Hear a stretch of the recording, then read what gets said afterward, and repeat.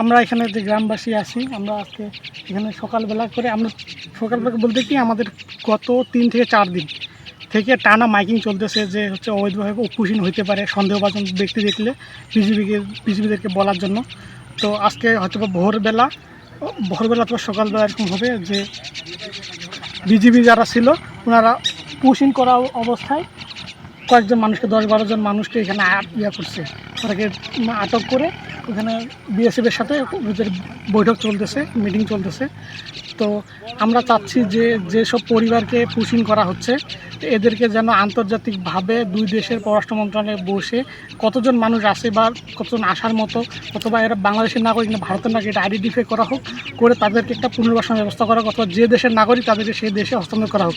এভাবে বর্ডারের মাঝখানে এক দেশ পুশিং করতেছে, আরেক দেশ তাদেরকে আটক করতেছে, এটা আসলে ভালো দেখায় না। মানবাধিকারের ক্ষেত্রেও এটা অনেক বেশি মানবাধিকার লঙ্ঘনীয় বিষয়। আমি চাই এটা সুন্দরভাবে সমাধান করি।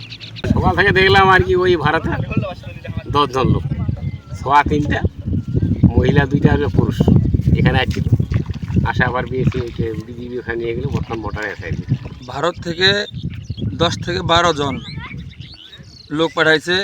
সকাল 5টা থেকে 6টার মধ্যে লোক পাঠাইছে, 10 থেকে 12 জন।